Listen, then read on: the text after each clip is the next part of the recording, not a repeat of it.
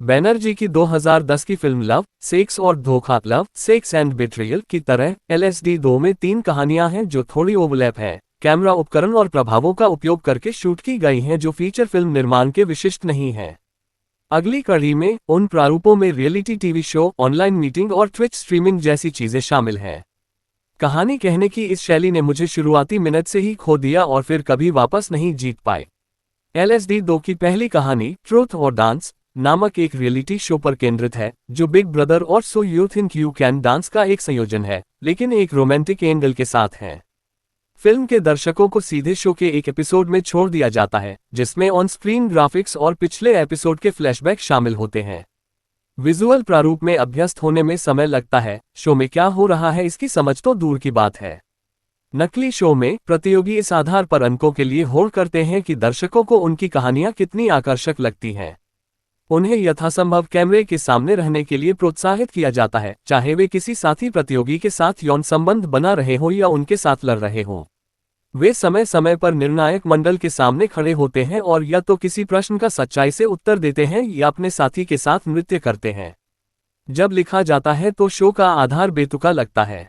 यह एक बड़ी समस्या है, ये देखते हुए कि LSD 2 केवल एक काल्पनिक रियलिटी शो के बारे में कहानी नहीं बताता है, बल्कि एक रियलिटी शो देखने के अनुभव को फिर से बनाने की कोशिश करता है। सच्चाई या नृत्य खंड को उन सभी कोणों और तकनीकों का उपयोग करके शूट किया जाता है जो एक प्रतिस्पर्धी रियलिटी शो करता है, और यहाँ तक कि एक YouTube चैनल के कटवे भी हैं जहाँ एक सामग्री निर्माता दर्शकों के सदस्यों के लिए सुझाव देता है जो शो के परिणामों पर दांव लगा सकते हैं। देखने के अनुभव को प्रामाणिक रूप से फिर से बनाने के लिए इस तरह की भक्ति, सच्चाई या नृत्य खंड को एक असहज जगह में डाल देती है जहां ये कम यथार्थवादी लगता है अगर इसे अधिक अवलोकनात्मक तरीके से बताया गया हो, खासकर स्पोर्ट्स नाइट जैसी पर्दे के पीछे की टीवी श्रृंखला। यदि यह एक हास्यास्पद रियलिटी शो के बारे में होता तो मैं उस खंड पर अधिक आसानी से विश्वास कर सकता था, बजाय इसके कि मुझे ये समझाने की कोशिश की जाए कि मैं एक हास्यास्पद रियलिटी शो देख रहा था। मैं एक रियलिटी टीवी प्रशंसक के रूप में हास्यास्पद रियलिटी शो कहता हूं। ट्रुथ और डांस को इतना बेतुका बनाकर बैनर्जी और सह लेखक प्रतीक वत्स और शुभम रियलिटी शो के विचार पर ही व्यंग्य करते प्रतीत होते हैं। ये रवैया खंड के नायक नूर परितोष तिवारी नाम की एक चंचल ट्रांस महिला के चरित्र आंख को प्रभावित करता है। दूसरे खंड में मुख्य पात्रों में से एक ट्रांस महिला भी है। कुल्लू बोनिता राजपुरोहित पर एक मेट्रो स्टेशन पर सफाईकर्मी के रूप में काम करके घर जाते समय हमला किया जाता है। मामले का विवरण उसके नियोक्ता के लिए एक समस्या पेश करता है और उसकी चंचल boss Lovina Swastika Mukherjee Zoom meeting और वीडियो कॉल की एक श्रृंखला के माध्यम से इससे निपटती है।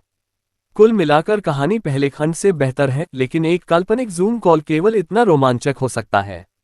अंतिम खंड एक किशोर ट्विच स्ट्रीमर का अनुसरण करता है जिसे गेम पापी अभिनव सिंह के नाम से जाना जाता है। एक स्ट्रीम के बीच में उसके समलैंगिक यौन संबंध के एक डीप फर्जी वीडियो द्वारा उसका फीड हैक कर लिया गया है। उनका यह आग्रह कि वीडियो नकली है उनकी लोकप्रियता को उस दिशा में ले जाता है जो वह नहीं चाहते, जिससे उनकी मानसिक स्थिति पर असर पड़ता है। कुल मिलाकर प्रदर्शन अच्छा है, लेकिन वे प्रारूप से प्रभावित और बाधित हैं।